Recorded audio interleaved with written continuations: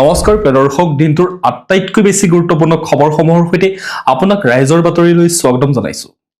আজিৰ শীৰ্ষক খবৰসমূহ চমুকৈ এনেধৰণৰ। আজি বাগৰুম্বাৰ চন্দ্ৰৰে প্ৰধানমন্ত্ৰীক আদৰিবলৈ সাজু অসম। ইফালে ছিংগাপুৰৰ আদালতত খোল খালে জুবিন গাৰ্গৰ মৃত্যুৰ ৰহস্য। মৰণোত্তৰ পৰীক্ষাত কি পালে চিকিৎসকে?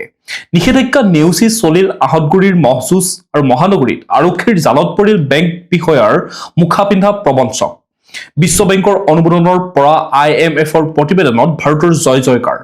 মাত্ৰ কেইমিনিটমানতে জানক দিনটোৰ সকলোতকৈ ডাঙৰ খবৰসমূহ। প্ৰিয় দৰ্শক, প্ৰতিটো খবৰেই সঁচা আৰু নিৰপেক্ষভাৱে পাই থাকিবলৈ আমাৰ জনমত চেনেলটো ছাবস্ক্ৰাইব কৰি ল'বলৈ নাপাহৰিব, লগতে এটা লাইক কৰিবলৈও নাপাহৰিব। প্ৰিয় দৰ্শক, আজি অসমীয়া মাঘ মাহৰ ৩ তাৰিখ আৰু ইংৰাজী 17 জানুৱাৰী। এতিয়া আহিছোঁ আমি প্ৰথমটো খবৰলৈ। বাগৰুম্বাৰ চন্দ্ৰৰে প্ৰধানমন্ত্ৰীক আদৰিবলৈ সাজু অসম। কাইলৈ উদ্বোধন হ'ব কাজিৰঙাৰ এলিভেটেড কৰিডৰ।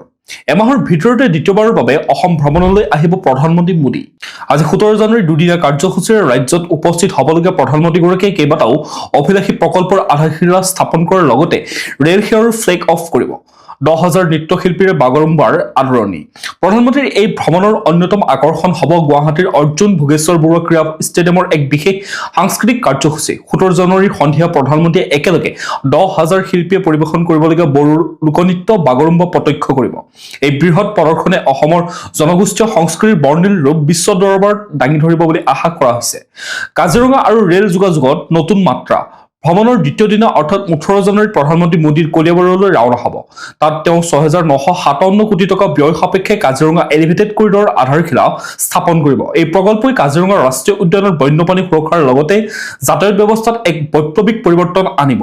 একেদিনাই প্ৰধানমন্ত্ৰীয়ে ভাৰ্চুৱেল মাধ্যমেৰে দুখনকৈ অমৃত ভাৰত এক্সপ্ৰেছৰ যাত্ৰা আৰম্ভ কৰিব।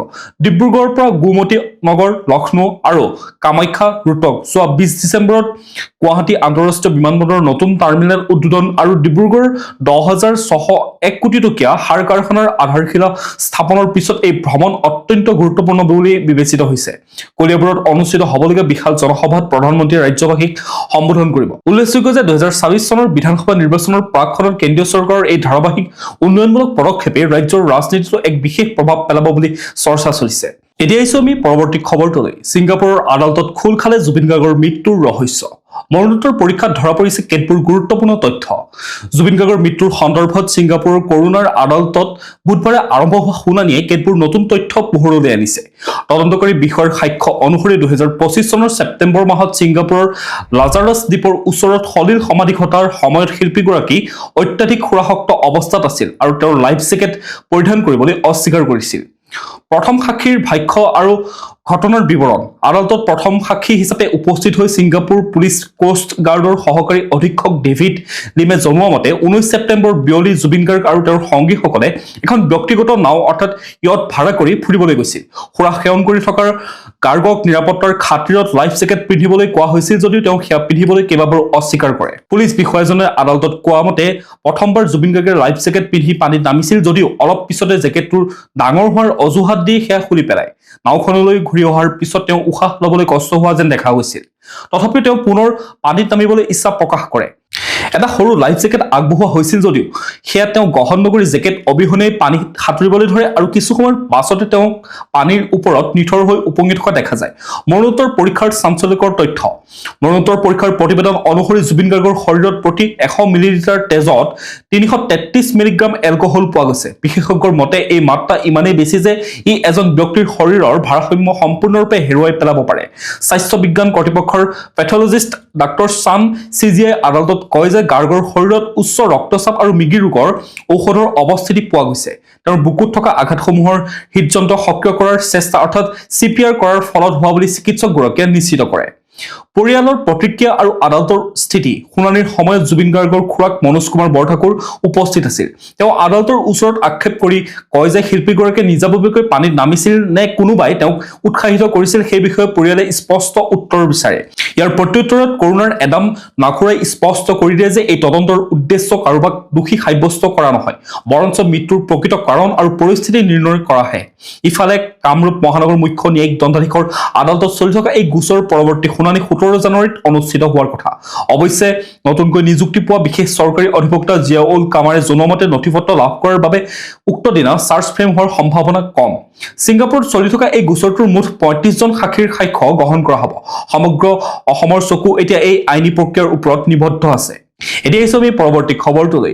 নিষেধাজ্ঞা নেওচি আহতগুৰিত মহযুঁজ, ১৭ হাল মহে যুঁজিলে মাঘত। উচ্চতম ন্যায়ালয়ৰ নিষেধাজ্ঞা আৰু প্ৰশাসনৰ কঠোৰতাৰ মাজতে কালি পহিলা মাঘৰ দিনাই মৰিগাঁও আৰু নগাঁৱৰ সীমান্তৱৰ্তী ঐতিহাসিক আহতগুৰিত পুনৰ গৰজি উঠিল গুণামহ। আহতগুৰি মহযুঁজ সমিতিয়ে আনুষ্ঠানিকভাৱে খেলখন বাতিল কৰিছিল যদিও স্থানীয় গোৱাল আৰু জনসাধাৰণৰ স্বতঃস্ফূৰ্ত অংশগ্ৰহণেৰে দেওবালী পথাৰত অনুষ্ঠিত হ'ল এই পৰম্পৰাগত মহযুঁজ। আনফালে এখন বিশাল পথাৰত পৰম্পৰা ৰক্ষা কৰি অনুষ্ঠিত হোৱা মহযুঁজ উপভোগ কৰিবলৈ লোকাৰণ্য হৈ পৰিল ডাকৰঘাটৰ যমুনা জলাশগাঁও। মাঘৰ বিহুৰ অন্যতম পৰম্পৰাই হৈছে মহযুঁজ, কিন্তু ২০১৪ চনৰ পৰাই মহযুঁজৰ বিৰুদ্ধে এক ৰায় প্ৰদান কৰিছিল দেশৰ উচ্চতম ন্যায়ালয়ে। উচ্চতম ন্যায়ালয়ৰ নিষেধাজ্ঞাৰ বাবেই বিগত প্ৰায় ১০ বছৰ ধৰি আনুষ্ঠানিকভাৱে অনুষ্ঠিত হোৱা নাছিল পৰম্পৰাগত মহযুঁজ। কিন্তু বিগত বৰ্ষত মুখ্যমন্ত্ৰী ডক্টৰ হিমন্ত বিশ্ব শৰ্মা নেতৃত্বাধীন চৰকাৰৰ সিদ্ধান্ত মৰ্মে পৰম্পৰা ৰক্ষা কৰি মহযুঁজ অনুষ্ঠিত কৰাৰ পক্ষত অসম বিধানসভাত নৱেম্বৰ মাহতে বিধেয়ক গৃহীত কৰি ৰাষ্ট্ৰপতিৰ অনুমোদনৰ বাবে প্ৰেৰণ কৰে যদিও এইবাৰ মাঘ বিহু অনুষ্ঠিত হোৱালৈ অনুমোদন হোৱা নাই মহযুঁজৰ বিধেয়কখন, যাৰ বাবে এইবাৰো আনুষ্ঠানিকভাৱে মহযুঁজ অনুষ্ঠিত নহলেও অনানুষ্ঠানিকভাৱে ৰাজ্যৰ বিভিন্ন প্ৰান্তত অনুষ্ঠিত হয় এই মহযুঁজ। এতিয়া আহিছো আমি পৰৱৰ্তী খবৰটোলৈ। গুৱাহাটীত বিশ্ব ফুটবলৰ মহা প্ৰতীক, বৰ্ষাপাৰাত ফিফা ট্ৰফিৰ মায়াময় উপস্থিতি। বিশ্ব ক্ৰীড়াৰ আটাইতকৈ গৌৰৱময় আৰু আকাংক্ষিত ফিফা বিশ্বকাপ ট্ৰফিৰ পদাৰ্পণেৰে ইতিহাস ৰচনা কৰিলে অসমৰ ভূমিয়ে। ২০২৬ চনৰ আমেৰিকা, মেক্সিকো, কানাডা বিশ্বকাপৰ প্ৰাকখনত অনুষ্ঠিত হোৱা বিশ্ব ভ্ৰমণৰ অৰ্থাৎ ট্ৰফিটোৰ অংশ হিচাপে মঙলবাৰে নিশা গুৱাহাটীৰ বৰ্ষাপাৰা ষ্টেডিয়ামত এই সুদৃশ্য ট্ৰফিটো উন্মোচন কৰা হয়। বিশ্বৰ ৩০খন দেশৰ ৭৫টা স্থানৰ ভিতৰত ভাৰতৰ মাত্ৰ ২খন চহৰ দিল্লী আৰু গুৱাহাটীক এই প্ৰদৰ্শনৰ বাবে নিৰ্বাচন কৰা হৈছিল। ব্ৰাজিলৰ কিংবদন্তি ফুটবলাৰ গিলবেৰ্ট চিলভা আৰু অসমৰ ক্ৰীড়ামন্ত্ৰী নন্দিতা গাৰ্লছাই নিশাৰ ভাগত এই ট্ৰফিটো উন্মোচন কৰে। কোক ষ্টুডিঅ'ৰ শিল্পী শংকুৰাজ কোঁৱৰ আৰু ঋতু ৰিবাবৰ সুৰৰ মূৰ্ছনাই বৰ্ষাপাৰাৰ পৰিৱেশক অধিক আকৰ্ষণীয় কৰি তোলে। অৱশ্যে এই উৎসাহ কেৱল ট্ৰফি দৰ্শনতে সীমাবদ্ধ নাৰাখি তৃণমূল পৰ্যায়ত ফুটবলৰ বিকাশৰ বাবে চৰকাৰে কেনে পদক্ষেপ লয় সেয়াহে লক্ষণীয় হ'ব। এতিয়া আহিছো আমি পৰৱৰ্তী খবৰটোলৈ। বেংক বিষয়ৰ মুখা পিন্ধি মহানগৰীত গাড়ীৰ ৰমৰমীয়া বেহা, আৰক্ষীৰ জালত মহাপ্ৰবঞ্চক ৰূপজ্যোতি। মহানগৰীত দীৰ্ঘদিন ধৰি চলি থকা এক বৃহৎ বাহন চুৰি আৰু প্ৰবঞ্চনা চক্ৰৰ মাষ্টাৰ মাইণ্ডক অৱশেষত গ্ৰেপ্তাৰ কৰিবলৈ সক্ষম হৈছে হাতীগাঁও আৰক্ষী। বেংকৰ শীৰ্ষ বিষয়াৰ ভুৱা পৰিচয় দি ৮০খনতকৈও অধিক বাহন বহিৰাজ্যত বিক্ৰী কৰা এই দুৰ্ধৰ্ষ প্ৰবঞ্চকজনৰ নাম ৰূপজ্যোতি দাস। প্ৰবঞ্চনাৰ অভিনৱ কৌশল চাই লওক। কমলপুৰৰ নিবাসী ৰূপজ্যোতি দাসে নিজকে বিশ্ববিখ্যাত HSBC বেংকৰ এজন শীৰ্ষ বিষয়া বুলি পৰিচয় দিছিল। এই পৰিচয় ব্যৱহাৰ কৰি তেওঁ বেংকৰ কামত ব্যৱহাৰ কৰিবলৈ বুলিহে বিভিন্ন ব্যক্তিৰ পৰা বাহনসমূহ ভাড়াত লৈ আনে। বিশ্বাস জন্মাবলৈ তেওঁ প্ৰথমতে কেইমাহমান নিয়মীয়াকৈ ভাড়াৰ টকাও পৰিশোধ কৰিছিল, কিন্তু ইয়াৰ আঁৰত আছিল এক ভয়ংকৰ পৰিকল্পনা। ভাড়াত লোৱা এই বাহনসমূহ পিছত তেওঁ বেংকে ফাইনেন্সৰ পৰা জব্দ কৰা নিলামী অৰ্থাৎ আকচন গাড়ী বুলি তৃতীয় পক্ষৰ ওচৰত বিক্ৰী কৰি দিছিল। আৰক্ষীৰ অভিযান আৰু উদ্ধাৰ। যোৱা ১ জানুৱাৰীত শিৱসাগৰ মণ্টু গোস্বামী নামৰ এজন ব্যক্তিয়ে হাতীগাঁও থানাত দাখিল কৰা এক এজাহাৰৰ ভিত্তিত আৰক্ষীয়ে তদন্ত আৰম্ভ কৰে। গুৱাহাটী আৰক্ষীৰ মধ্য মণ্ডলৰ উপ আৰক্ষী আয়ুক্ত মৃণাল ডেকাই জনোৱা মতে প্ৰবঞ্চকজনে বৰ্তমানলৈকে ৮০খনৰো অধিক বাহন বহিৰাজ্যত বিক্ৰী কৰাৰ তথ্য লাভ কৰা হৈছে।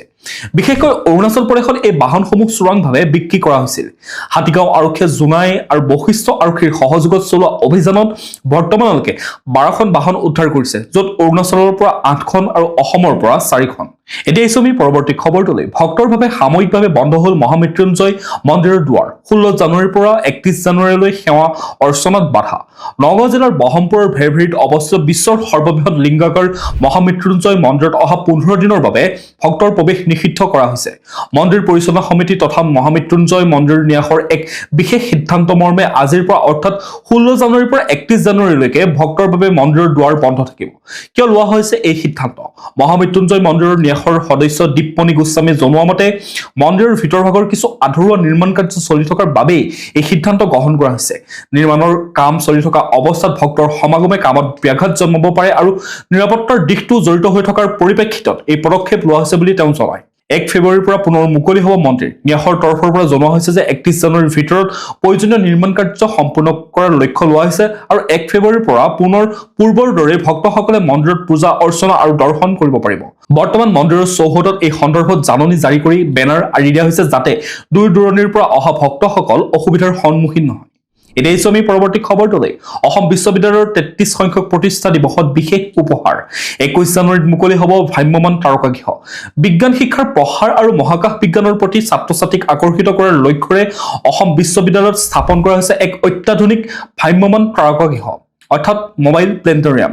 অহা 31 জানুৱাৰীৰ বিশ্ববিদ্যালয়খনৰ 33 সংখ্যক প্ৰতিষ্ঠা দিৱসৰ প্ৰাক্ষণত এই তাৰকাগৃহটো আনুষ্ঠানিকভাৱে উদ্বোধন কৰা হয়। অসম বিশ্ববিদ্যালয়ৰ প্ৰাক্তন শিক্ষাৰ্থী সন্মিলনৰ বিশেষ উদ্যোগত এই প্ৰকল্পটো বাস্তৱায়িত কৰা হৈছে। বিশ্ববিদ্যালয়খনৰ ছাত্ৰ একতা সভা আৰু স্পৰ্টছ বৰ্ডৰ কাৰ্যালয়ৰ অট্টালিকাৰ ছাদত বৰ্তমান এই তাৰকাগৃহটো স্থাপন কৰা হৈছে। এই পদক্ষেপক আদৰণি জনাই উপাচাৰ্য অধ্যাপক ৰাজীৱ মোহন পন্তে কয় যে প্ৰাক্তন শিক্ষাৰ্থীসকলৰ এই অৱদানে নতুন প্ৰজন্মৰ মনত বৈজ্ঞানিক মানসিকতা গঢ়ি তোলাত বিশেষ সহায় কৰিব।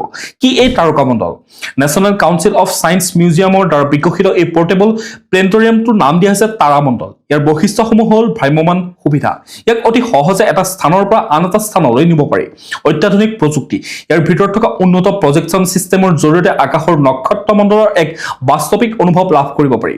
প্ৰসাৰ কেৱল বিশ্ববিদ্যালয়ৰ ভিতৰতে আবদ্ধ নাথাকি দুৰ্গম অঞ্চলৰ বিশ্ববিদ্যালয়সমূহলৈও ইয়াক লৈ যোৱাৰ পৰিকল্পনা কৰা হৈছে। এতিয়া আমি পৰৱৰ্তী খবৰটোলৈ। পুনৰ কংগ্ৰেছৰ বিৰুদ্ধে ভুৱা প্ৰচাৰৰ অভিযোগ। আগন্তুক বিধানসভা নিৰ্বাচনক কেন্দ্ৰ কৰি অসমত ৰাজনৈতিক তৎপৰতাই তীব্ৰ ৰূপ ধাৰণ কৰিছে। এই পৰিপ্ৰেক্ষিতত কংগ্ৰেছৰ বিৰুদ্ধে পুনৰ ভুৱা প্ৰচাৰৰ অভিযোগ উত্থাপন হৈছে। কংগ্ৰেছৰ অফিচিয়েল ছচিয়েল মিডিয়া পেজত প্ৰকাশ কৰা ভোট ভাইবৰ জনমত সমীক্ষাৰ তথ্য সঠিকভাৱে উপস্থাপন কৰা হোৱা নাই বুলি একাংশই অভিযোগ তোলা দেখা গৈছে। ভোট ভাইবে প্ৰকাশ কৰা জনমত সমীক্ষা অনুসৰি অসমৰ জনসাধাৰণে এইবাৰ স্পষ্টভাৱে পৰিৱৰ্তন বিচাৰিছে। সমীক্ষাৰ তথ্য মতে মুখ্যমন্ত্ৰী হিমন্ত বিশ্ব শৰ্মাই মহিলা আৰু পুৰুষ দুয়ো শ্ৰেণীৰ ভোটাৰৰ মাজত উল্লেখযোগ্য সমৰ্থন লাভ কৰা দেখা গৈছে। তথ্য অনুসৰি হিমন্ত বিশ্ব শৰ্মাক সমৰ্থন আগবঢ়োৱা মহিলা ভোটাৰৰ হাৰ হৈছে 33% আৰু পুৰুষ ভোটাৰৰ হাৰ হৈছে 29%। আনফালে কংগ্ৰেছ নেতা গৌৰৱ গগৈয়ে মহিলা ভোটাৰৰ মাজত 35% আৰু পুৰুষ ভোটাৰৰ মাজত 32% সমৰ্থন লাভ কৰা বুলি সমীক্ষাত উল্লেখ কৰা হয়। যদিও এই পৃথক তথ্যসমূহৰ উপৰিও সমীক্ষাৰ সামগ্ৰিক বিশ্লেষণে ভিন্ন চিত্ৰ আগবঢ়ায়। লগতে ভোট ভাইবৰ বিস্তৃত বিশ্লেষণ অনুসৰি ৰাজ্যৰ প্ৰায় 55% মহিলা ভোটাৰৰ প্ৰথম পছন্দ হিমন্ত বিশ্ব শৰ্মা। কিন্তু এই গুৰুত্বপূৰ্ণ তথ্য কংগ্ৰেছে নিজস্ব অফিচিয়েল পেজত আপলোড কৰা সমীক্ষাত স্পষ্টভাৱে উল্লেখ নকৰা বা ভিন্ন ৰূপে উপস্থাপন কৰা হৈছে বুলি অভিযোগ উঠিছে। ইফালে ৰাজনৈতিক পৰ্যবেক্ষক আৰু বিশ্লেষকসকলৰ মতে জনমত সমীক্ষা আংশিক বা উদ্দেশ্যপ্ৰণোদিতভাৱে প্ৰকাশ কৰা হলে ভোটাৰৰ মাজত বিভ্ৰান্তিৰ সৃষ্টি হোৱাৰ সম্ভাৱনা থাকে। এনে কাৰ্যই নিৰ্বাচনী পৰিৱেশক প্ৰভাৱিত কৰাৰ লগতে গণতান্ত্ৰিক প্ৰক্ৰিয়াত নেতিবাচক প্ৰভাৱ পেলাব পাৰে।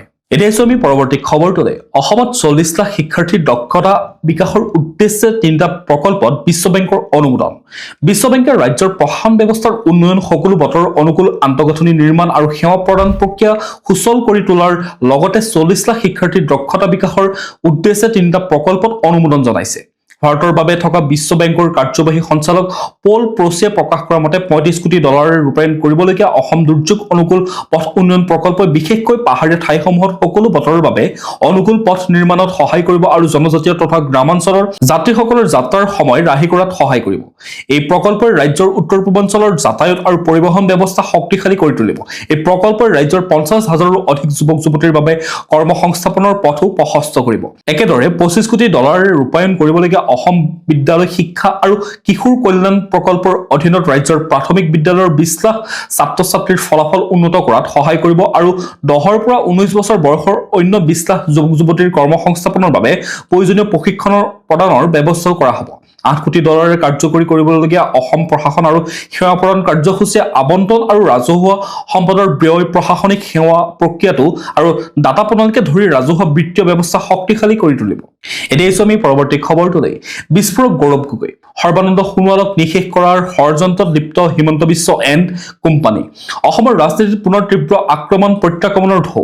আজি নতুন দিল্লীত আয়োজিত এক সংবাদমেলত অসম প্ৰদেশ কংগ্ৰেছৰ সভাপতি গৌৰৱ গগৈয়ে মুখ্যমন্ত্ৰী ডক্টৰ হিমন্ত বিশ্ব শৰ্মা আৰু বিজেপি চৰকাৰৰ বিৰুদ্ধে ধাৰাবাহিক বিস্ফোৰক অভিযোগ উত্থাপন কৰে ৰাজ্যৰ প্ৰাক্তন মুখ্যমন্ত্ৰী সৰ্বানন্দ সোণোৱালৰ অস্তিত্ব ৰক্ষাৰ পৰা আৰম্ভ কৰি জুবিন গাৰ্গৰ মৃত্যু গোচৰলৈকে সকলো বিষয়তে চৰকাৰক তীব্ৰ সমালোচনা কৰে বিৰোধী নেতাজনে অভিযোগ কৰে যে বিজেপিৰ ভিতৰ চৰত এতিয়া চৰম অন্তৰ্কণ্ডল চলিছে তেওঁ কয় যে হিমন্ত বিশ্ব শৰ্মা এণ্ড কোম্পানী একত্ৰিত হৈছে সৰ্বানন্দ সোণোৱালক ৰাজনৈতিকভাৱে নিঃশেষ কৰিবলৈ উজনি অসমত মুখ্যমন্ত্ৰীয়ে সভা কৰে কিন্তু তাতে সোণোৱালক নাৰাখে সোণোৱালে ঘোষণা কৰা স্পৰ্টছ ইউনিভাৰ্চিটিৰ আজিলৈকে নাম নিচান নাই বিজেপিয়ে নিজৰ মাজৰ সংঘাত লুকুৱাবলৈ হে কংগ্ৰেছক আক্ৰমণ কৰিছে বুলি তেওঁ মন্তব্য কৰা দেখা যায় ইফালে জুবিন গাৰ্গৰ মৃত্যুৰ গোচৰ ছিংগাপুৰ নে হিমন্ত বিশ্ব কাক বিশ্বাস কৰিব প্ৰয়াত শিল্পী জুবিন গাৰ্গৰ মৃত্যুৰ তদন্তক লৈ প্ৰশ্ন উত্থাপন কৰা দেখা যায় গগৈয়ে ছিংগাপুৰৰ আদালতে জুবিনৰ মৃত্যুক স্বাভাৱিক বুলি কোৱাৰ বিপৰীতে মুখ্যমন্ত্ৰীয়ে ইয়াক হত্যা বুলি কৰা দাবীক লৈও গৌৰৱ গগৈয়ে কয় যে ছিংগাপুৰ চৰকাৰ আৰু অসম চৰকাৰৰ ভাষ্যৰ মাজত তিলমানো মিল নাই অসম আৰক্ষীৰ এছআইটিয়ে 10জন লোকক কিয় এৰি দিলে সেইসকলৰ সৈতে মুখ্যমন্ত্ৰী বা তেওঁৰ পৰিয়ালৰ সম্পৰ্ক আছে নেকি তেওঁৰ মতে চৰকাৰে দাখিল কৰা চাৰ্জশ্বিটত তথ্যতকৈ চৰিত্ৰ হননৰ প্ৰয়াসে বেছিকৈ দেখা গৈছে লগতে হু ইজ হিমন্ত বিশ্ব শৰ্মা বুলি কৈ তেওঁ কয় যে 6 জনগোষ্ঠীৰ জনজাতিকৰণৰ প্ৰসংগত মুখ্যমন্ত্ৰী দিয়া শেহতীয়া মন্তব্যক উভতি ধৰি গৌৰৱ গগৈয়ে পুনৰবাৰ হু ইজ হিমন্ত বিশ্ব শৰ্মা বুলি প্ৰশ্ন কৰা দেখা যায় তেওঁ কয় যে নিৰ্বাচনৰ আগত জনজাতিকৰণ নহয় বুলি ক'বলৈ মুখ্যমন্ত্ৰী কোন ইয়াক কেন্দ্ৰীয় চৰকাৰৰ বিষয়হে ইফালে ৰেজাউল কৰিমৰ দলটোৱে খণ্ডৰপত প্ৰতিক্ৰিয়া প্ৰকাশ কৰি গগৈয়ে স্পষ্ট কৰি দিয়া দেখা যায় যে কংগ্ৰেছৰ ভিতৰত কোনো বিভাজন নাই বিৰোধী দলপতি দেৱব্ৰত শইকীয়াক সমৰ্থন কৰি তেওঁ কয় যে শইকীয়াই ৰেজাউল কৰিমৰ বৰ অসম বিৰোধী মন্তব্যৰ বিৰুদ্ধে কৰি সঠিক কামেই কৰিছিল তেওঁ লগতে কয় যে কংগ্ৰেছৰ একমাত্ৰ লক্ষ্য হ'ল হিমন্ত বিশ্ব শৰ্মাৰ দুৰ্নীতিগ্ৰস্ত ৰাজনীতিৰ অন্ত পেলোৱা এতিয়া আমি পৰৱৰ্তী খবৰটোলৈ বাৰ্লিনেল 2026ত ৱৰ্ল্ড প্ৰিমিয়াৰ ৰীমা দাসৰ নতুন চিনেমা নট এ হিৰোৰে পুনৰ বাৰ্লিন ইণ্টাৰনেশ্যনেল ফিল্ম ফেষ্টিভেলৰ ৰাষ্ট্ৰীয় বঁটা বিজয়ী চলচ্চিত্ৰ নিৰ্মাতা ৰীমা দাস ৭৬ সংখ্যক বাৰ্লিনেল 2026ৰ জেনেৰেশ্যন কেপ্লাছ প্ৰতিযোগিতাত ৱৰ্ল্ড প্ৰিমিয়াৰ হ'ব ৰীমা দাসৰ নতুন চিনেমাখনৰ এই বাছনিৰ জৰিয়তে ৰীমা দাস যে সাম্প্ৰতিক ভাৰতীয় চিনেমাৰ এক অতি বলিষ্ঠ কণ্ঠ সেই কথা পুনৰ প্ৰতীয়মান হ'ল নগৰ আৰু গাঁৱৰ মাজৰ পৰিৱেশত এটা সৰু ল'ৰাই এখন অপৰিচিত জগতত বিচৰণ কৰি কিদৰে নিজৰ শক্তি পুৰুষত্ব আৰু অস্তিত্বক বুজি উঠে তাৰে চিত্ৰায়ন আছে নট এ হিৰোত এই কাহিনীটোৰ জৰিয়তে চিনেমাখনে সঠিক সময়ত গভীৰ প্ৰাসংগিক প্ৰশ্ন এটা তুলিছে আজিৰ এই পৃথিৱীত নায়কত্ব মানে প্ৰকৃততে কি স্বভাৱসুলভ সততাৰে ৰীমা দাসে নট এ হিৰোৰ অন্বেষণ কৰিছে এক নতুন আৱেগিক যাত্ৰাৰ ডাঙৰ হোৱাৰ লগে লগে অগঠিত চাপৰ মাজত থকা নগৰীয়া শৈশৱ আৰু ইয়াৰ অনুষংগৰ প্ৰতি বিশ্লেষাত্মক দৃষ্টিভংগী কৰিছে এই অন্বেষণ এতিয়া আমি পৰৱৰ্তী খবৰটোলৈ ছিংগাপুৰে যি কাম কৰিব নোৱাৰিলে অসমে সেই কাম কৰি দেখুৱালে মুখ্যমন্ত্ৰী প্ৰাণৰ শিল্পী জুবিন গাৰ্গৰ মৃত্যুক ছিংগাপুৰে স্বাভাৱিক বুলি কোৱা সন্দৰ্ভত প্ৰতিক্ৰিয়া প্ৰকাশ কৰিছে মুখ্যমন্ত্ৰী ডক্টৰ হিমন্ত বিশ্ব শৰ্মাই জুবিন গাৰ্গৰ মৃত্যু সন্দৰ্ভত ছিংগাপুৰৰ তদন্তক লৈ প্ৰতিক্ৰিয়া প্ৰকাশ কৰিছে মুখ্যমন্ত্ৰী ডক্টৰ হিমন্ত বিশ্ব শৰ্মাই তেওঁ কয় যে ছিংগাপুৰ আৰক্ষীয়ে জুবিন গাৰ্গৰ মৃত্যু স্বাভাৱিক বুলি উল্লেখ কৰিছিল সেই সন্দৰ্ভত মুখ্যমন্ত্ৰীগৰাকীয়ে কয় যে ছিংগাপুৰে যি কাম কৰিব নোৱাৰিলে অসমে সেই কাম কৰি দেখুৱালে ছিংগাপুৰতকৈ আমি ভাল কাম কৰিছো আমি ইয়াতে সিদ্ধাৰ্থ শৰ্মা শ্যামকানু মহন্তকে ধৰি 7 অভিযুক্তক জেলত ৰাখিছো ছিংগাপুৰতকৈ অসম পুলিচে ভাল কাম কৰি দেখুৱাইছে যাৰ বাবে সকলোৱে আমাক ধন্যবাদহে দিব লাগে এইদৰে মন্তব্য কৰা দেখা গ'ল মুখ্যমন্ত্ৰী হিমন্ত বিশ্ব শৰ্মা এতিয়া আমি পৰৱৰ্তী খবৰটোলৈ 16 ফেব্ৰুৱাৰীৰ পৰা আৰম্ভ হ'ব অসম বিধানসভাৰ অধিৱেশন এই অধিৱেশনতে বিত্তমন্ত্ৰী অজন্ত নেওগে আগন্তুক বিত্তীয় বৰ্ষৰ বাবে দাখিল কৰিব লেখানুদান উল্লেখযোগ্য যে আগন্তুক বিধানসভা নিৰ্বাচনৰ বাবে এইবাৰ সদনত বাজেটৰ সলনি দাখিল হ'ব লেখানুদান ইতিমধ্যে অধিৱেশনৰ বাবে যাৱতীয় অনুমতি বিচাৰি ৰাজভৱনলৈ পত্ৰ প্ৰেৰণ কৰিছে বিধানসভা সচিবালয় ৰাজভৱনৰ পৰা সেউজ সংকেত পোৱাৰ পিছত অধিসূচনা জাৰি কৰিব বিধানসভা সচিবালয়ে এতিয়া জানি লওঁ হওক আজিৰ দিনটোৰ বতৰৰ বতৰা ভাৰতীয় বতৰ বিজ্ঞান কেন্দ্ৰৰ তথ্য অনুসৰি 17 জানুৱাৰী 2026ৰ শনিবাৰৰ দিনটোত অসমৰ আকাশ মূলতঃ পৰিষ্কাৰ আৰু বতৰ শুকান থাকিব পুৱাৰ ভাগত ৰাজ্যৰ ঠাই ঠাই ঘন কুঁৱলী পৰাৰ সম্ভাৱনা আছে যাৰ ফলত দৃশ্যমানতা হ্ৰাস পাব পাৰে অৱশ্যে বেলা বহাৰ লগে লগে কুঁৱলী আঁতৰি আকাশ ফৰকাল হ'ব আৰু উজ্জ্বল ৰ'দ দেখিবলৈ পোৱা যাব দিনটোৰ সম্ভাৱ্য সৰ্বোচ্চ তাপমাত্ৰা 22 ডিগ্ৰী চেলছিয়াছ হ'ব পাৰে আৰু ৰাতিৰ সৰ্বনিম্ন তাপমাত্ৰা 9 ডিগ্ৰী চেলছিয়াছ হোৱাৰ সম্ভাৱনা আছে সূৰ্যোদয় হ'ব পুৱা 6:14 আৰু সূৰ্যাস্ত হ'ব আবেলি 4:55 এতিয়া আমি ৰাষ্ট্ৰীয় গুৰুত্বপূৰ্ণ খবৰসমূহৰ মাজলৈ ষ্টাৰ্টআপ ইণ্ডিয়া কেৱল আঁচনি নহয় এক ৰামধেনু ভিজন ৰাষ্ট্ৰীয় ষ্টাৰ্টআপ দিৱসত প্ৰধানমন্ত্ৰীৰ ভাষণ দেশৰ বাবে যি কাম প্ৰয়োজনীয় সেয়া কোনোবাই কৰিবই লাগিব গতিকে কোনোবাই বিপদ শংকা অৰ্থাৎ ৰিস্ক ল'বই লাগিব আজি ৰাষ্ট্ৰীয় ষ্টাৰ্টআপ দিৱস উপলক্ষে দেশৰ যুৱ উদ্যোগীসকলক সম্বোধন কৰি এইদৰে মন্তব্য কৰা দেখা যায় প্ৰধানমন্ত্ৰী মোদীয়ে তেওঁ কয় যে ষ্টাৰ্টআপ ইণ্ডিয়া কেৱল চৰকাৰী আঁচনি নহয় বৰঞ্চ ই হৈছে বিভিন্ন খণ্ডক নতুন সুযোগৰ সৈতে সংযোগ কৰাৰ এক ৰামধেনু দৃষ্টিভংগী প্ৰধানমন্ত্ৰীয়ে নিজৰ ভাষণত বিপদ শংকা গ্ৰহণ কৰিব পৰা মানসিকতাক প্ৰশংসা কৰি কয় যে এসময়ত সমাজত কেৱল মাহেকীয়া দৰমহাৰ চাকৰিকহে গুৰুত্ব দিয়া হৈছিল কিন্তু আজিৰ যুৱ প্ৰজন্মই সেই ধাৰা সলনি কৰিছে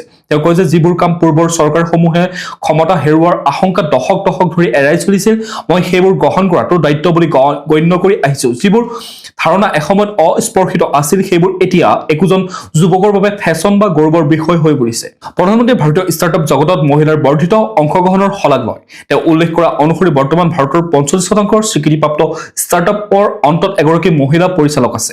মহিলাৰ দ্বাৰা পৰিচালিত ষ্টাৰ্টআপ ফাণ্ডিঙৰ ক্ষেত্ৰত ভাৰত এতিয়া বিশ্বৰ ভিতৰতে দ্বিতীয় বৃহত্তম।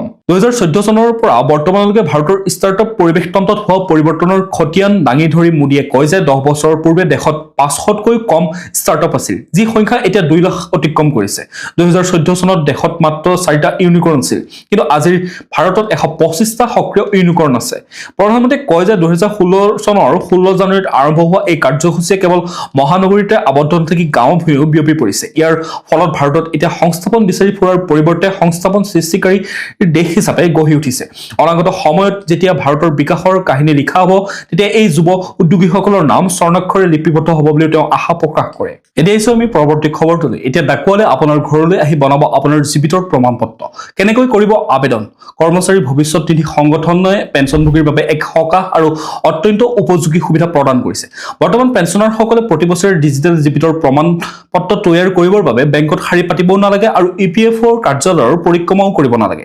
EPFO ইণ্ডিয়া পোষ্ট পেমেণ্ট বেংকৰ সহযোগত বিনামূলীয়াকৈ DLC সেৱা আৰম্ভ কৰিছে। এই নতুন ব্যৱস্থাৰ অধীনত ডাকুৱালে নিজেই পেঞ্চনাৰসকলৰ ঘৰে ঘৰে গৈ জীৱিতৰ প্ৰমাণপত্ৰ তৈয়াৰ কৰি দিব। এই সুবিধা বিশেষকৈ বৃদ্ধ, ৰোগীয়া পেঞ্চনাৰ আৰু গ্ৰামাঞ্চলত বসবাস কৰা লোকসকলৰ বাবে খুবেই উপকাৰী হ'ব। পেঞ্চনভোগীসকলে পোষ্ট ইনফো এপ তথা ইয়াৰ লগত জড়িত ৱেবছাইটৰ মাধ্যমেৰে এই সেৱাৰ বাবে আবেদন কৰিব পাৰিব। এতিয়া আহিছো আমি খেল জগতৰ খবৰসমূহৰ মাজলৈ। তেল ডিপুত কৰ্মৰত হৈও ৰাষ্ট্ৰীয় ক্ৰীড়াত উজলিল মুনমী বৰা। মনত উদ্যম আৰু সাহস থাকিলে সফলতাৰ বাট চমু হৈ পৰে। সেই কথা প্ৰমাণ কৰি দেখুৱালে তেল ডিপুত কৰ্মৰত প্ৰতিভাৱান এগৰাকী খেলুৱৈ। খোৱাঙৰ স্বৰ্ণ তেল ডিপুত কৰ্মৰত হৈ আছে মুনমী বৰা নামৰ খেলুৱৈগৰাকী। তেল ডিপুত কাম কৰি উপাৰ্জনৰ বাট মুকলি কৰা মুনমী বৰা উজলিল ৰাষ্ট্ৰীয় পৰ্যায়ৰ ক্ৰীড়া প্ৰতিযোগিতাত। শেহতীয়াকৈ যোৱা বছৰ 29-31 ডিচেম্বৰলৈ তামিলনাডুৰ আমেদ বিশ্ববিদ্যালয়ত অনুষ্ঠিত 11th ছিনিয়ৰ নেশ্যনেল লাগৰী স্পৰ্টছ চেম্পিয়নশ্বিপত অসমৰ দলক প্ৰতিনিধিত্ব কৰি লাভ কৰে সোণৰ পদক। এতিয়া আহিছো আমি আন্তঃৰাষ্ট্ৰীয় গুৰুত্বপূৰ্ণ খবৰসমূহৰ মাজলৈ। বিশ্ব অৰ্থনীতিৰ পাৱাৰ হাউচ হিচাপে ভাৰতৰ উত্থান। IMFৰ প্ৰতিবেদনত প্ৰশংসনীয় অগ্ৰগতি।